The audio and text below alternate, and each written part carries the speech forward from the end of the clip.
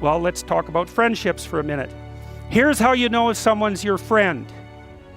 A, you can tell them bad news and they'll listen. They won't tell you why, you're stupid and why that bad thing happened to you and how something worse happened to them once and, derail the whole conversation. You can actually tell them bad news and they'll listen. So that's a good thing. And then this is a weirder thing. You can tell them good news and they'll help you celebrate. And that's a really good way of deciding who you should have around you, because if you have someone around you, something good happens to you and you're kind of afraid to even admit it because, God, something good happened to you. It's like, you let that be known and it'll certainly be taken away. So, you come out and you sort of tell someone half-heartedly that something good happened to you and they give you a whack and then talk about, the great thing that happened to them 3 years ago, or worse, the great thing that happened to someone that they knew 3 years ago.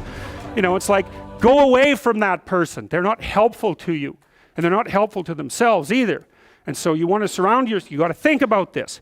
You got to surround yourself with people who want the best for the best part of you. You can hang around with weasels and losers that are trying to pull you down to justify the fact that they're spiraling downhill as well.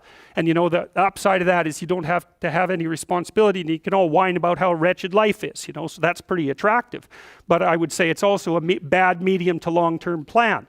And so it's acceptable and desirable to try to surround yourself with people who are facilitating your development. And you might say, well, I've got people around, I know them well, they're not doing that well and they don't fit into that category. It's like, what's your point? What are you going to do with them exactly? If they'll listen and cooperate with you and move towards a better future, great.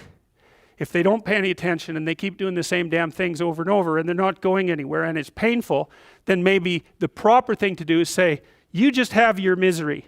I'll go off and have my life. And maybe you'll wake up at some point in the future and think that's a better way of being. Because just putting up with it is, well, they call that enabling, right? You put up with that sort of behavior, you're providing tacit consent for it and even tacit approval. It's like, it's a bad idea. You have, I would say, both the right and the responsibility to surround yourself with people who are good for the best part of you. And that's not the same as, I don't have to elaborate on that. You can figure out what that means. Skills, that's another thing you can do if you want to increase your probability of success. Every time you have an opportunity to take an opportunity that would provide you with a new skill, do it, right? Learn to program, learn to write, learn to read new things, learn to public speak, learn how to introduce yourself to people, learn how to social network, learn how to go talk to your boss in a manner, this is the right way to go talk to someone who's supervising you. I see this problem, and here's a solution, and so I'm coming to talk to you about the problem and the solution. It's like that person is going to want to talk to you a lot. It's like because the other people they're talking to are going to come and say, I've got a problem. Can you do something about it? It's like they don't want to do something about it. They already got 50 things to do, So if you're the person who constantly brings forth a problem, even if they're accurate problems, is why are they going to want to have you around? You're just another problem. Don't be a problem for the people who want to give you money. That's a good rule of thumb, man. If someone wants to give you money, then help them do that. And if they want to give you status and success, then help them do that, right?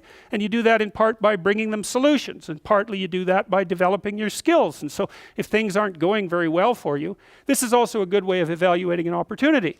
Should you take an opportunity? Well, here's the rule.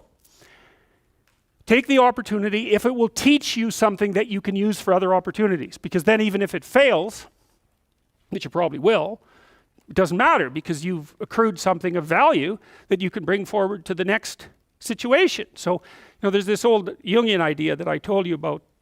In the Chartres Cathedral, for example, the cathedral is made in the form of a cross, and the cross signifies the center of the world, and the dome signifies the sky. And so right below the dome at the center of the world, and it's a cross because the cross is the place of suffering. So that's the center of the world, because that's what you are. You're the place of suffering, right? You're the place of conscious suffering. That's the center of the world. And so inscribed on the floor is a maze, and it's a big maze, and it's a mandala, and there's a kind of a flower-shaped resting place right in the center. And what you're doing is walking in the maze, and you walk all 4 quadrants and you get to the middle, which is where you want to be. You want to be in the middle. Well, how do you get there? You walk everywhere. And what does that mean? It means every bloody time you're offered an opportunity, take it and develop your skills. And that's better than wealth, by the way. In fact, it actually constitutes wealth, because wealth constitutes what you have when someone takes all your money away, right? That's real wealth. And so the way that you build up that sort of wealth is you turn yourself into someone who's competent in multiple directions. And you can be doing that all the time, right? Especially with the kind of technology that you people have access to. I mean, you can learn anything you want whenever you want. So what a good deal that is, man. And so there's easy fruit hanging that you could pick, and I would recommend that you do that.